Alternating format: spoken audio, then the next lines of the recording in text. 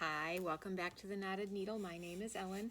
Feeling just a little bit like Wilson over the fence from Home Improvement. But these are the Koigu beaded beret, and I made, this is the red one, is the pattern exactly without the beads. This one has 9 extra rows. This one has lots of extra rows, and you can see based on how they fall off the very same head mannequin that this is shorter, longer here, and even longer here. And take a look here, and they all have the same crown. That is the original pattern. And now if you look here, you can see there are extra rows right there, making it just a little bit longer. This one, the red one, didn't cover my ears very well, and so I made this white one a little bit longer and added the beads because I'd never knit with beads before. It's fun, but it's futzy.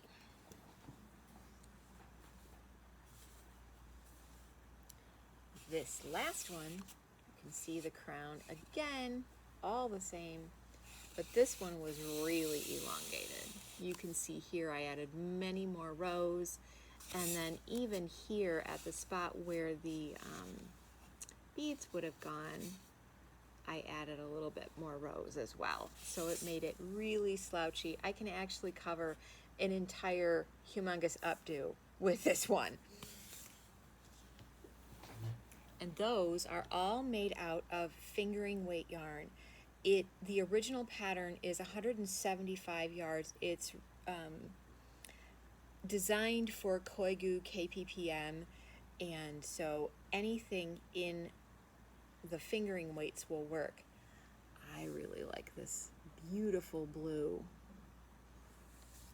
And we have some really, really, really pretty cashmere from Anzula that would be lovely and just enough to make the smaller version. You could probably crank out the one that I had beads in, but you'd be playing yarn chicken.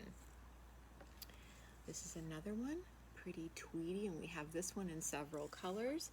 And then we have Anzula Squishy. And you could actually do 2 of them out of this. In the small and the medium sized one, you could do 2 of them out of one. We're kind of breaking up our Christmas thoughts. So this is the hat edition of Christmas Thoughts. And the next one we have is another woman's one. This is crocheted. It's called the Modest Cloche.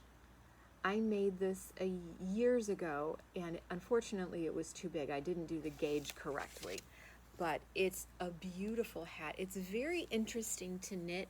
Believe it was front post to make those ridges. I just don't remember. I'd have to look. But I thought that it was designed for a silk yarn by Stitch Diva, but I know that I want my hat to have a little bit of stand up. I don't want it to be really, really floppy. It's crocheted very tightly, but I think this would be fun. This is Pharaoh. And then we have these beautiful neutrals in Cleo. So we have browns and taupes and grays and black. And if you're really serious about your hat, you could do it in white. I know at my house it would be absolutely filthy. But if you wanted one for Easter or something like that, we have many more colors in the cottons and in the silks if you wanted to make it that way. I just thought it was the most elegant woman's hat that I'd seen in a very long time, and I was very disappointed that I didn't pay attention to gauge. So yes, it's important if you're making something that fits you. So having done the women's ones, we're going to bump now to families. There are a lot of size inclusive patterns for hats meant for babies to big people. This one is Barley from Tin Can Knits, and any worsted weight yarn will work for these ones that I'm going to show you right now. This one is the garter ear flap from Pearl Soho. I don't know if my husband would have worn a hat like that when our girls were little. I think they're absolutely adorable, but I don't know if a propeller beanie is probably what somebody's husband or anyway, probably not unless you have the right personality for a propeller beanie. This one I thought was really cool. It has ear flaps, and we have another one with ear flaps that I'll show you in a few minutes. So again, all three of these family inclusive size kinds of things, and all in worsted weight. So we're now going to look at some of the fun worsted weight stuff that we have. We of course have a full selection of Barocco Ultra Wool. We have lots and lots of colors of Galway. Galway is feltable, by the way, if that's something that you're hunting for. And so are these from the Knitted Wit. We have some really pretty combos that could be done here. I don't know that red would be my favorite pick with this one, but the brown doesn't look bad. So anything with Galway and the Knitted Wit would be beautiful in felted fabric. There are some really cool felted hats out there too, but not size inclusive for families. So we've got this whole pile of beautiful, squishy, lovely colors. And we have lots to come and look for. Several of them, if you're making them for small children, the yardages for some of these are as low as 60 and 70 for the baby sizes. So if you've got little kids, or a family that you're knitting for, and you want to make it the same hat for everybody in a different color or all one color, a couple skeins of yarn is going to get your a family of 4 done for Christmas, and you're finished. And it's not August yet. Now, the next is guys. It's really hard. That whole sweater curse thing, don't knit for your man. If they've been around a while, it's probably okay. And if you have, manly men that aren't going to be like, I don't want that.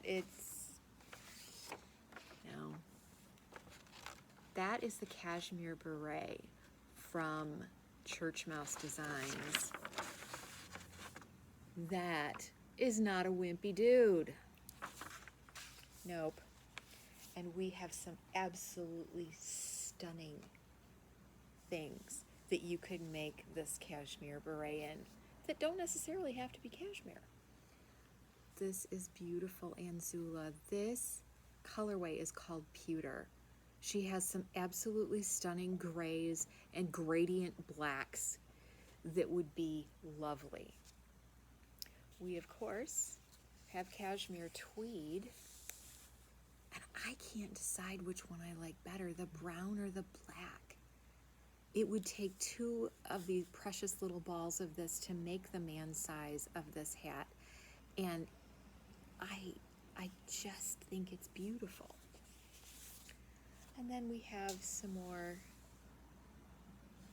lovely DK weight yarns, because that's the yarn for this particular project.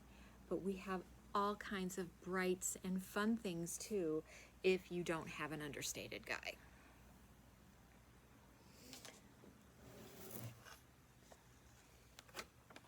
This is another Church Mouse. It is the ribbed watch cap, and it is made in fingering weight. I did one very similar for my father when he was sick with cancer, and this is a 10-year-old hat. And my husband wears it every once in a while when we have to shovel. But really deep ribbing. This is just variegated sock yarn. So anything like that would get you something that looks like this. A nice deep brim. You could fold it up if you want to, so that you'd have that, folded brim bit.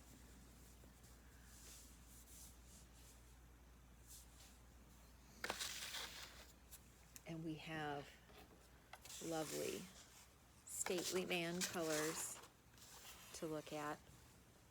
These two on the left, on these two, your left, stage right, my right, I don't know, are cashmere, and they're lovely. This is, of course, Fun Fun Wonderland in Little Bat. And we have Merino Yak. Oop. Let's just stack these. We've got fun colors in Merino Yak. And if you wanted to do something in,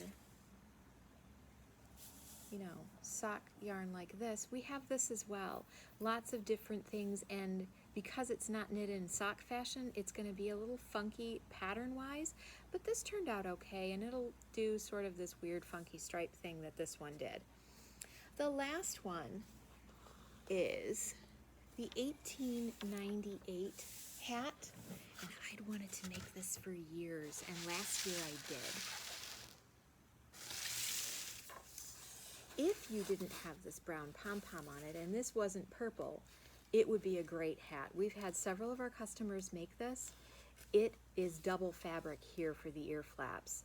You start out knitting flat for the ear flaps, and then you stitch it together back here and pick it up in the round for the crown. But it's a really fun knit. It's a really interesting architecture for a hat.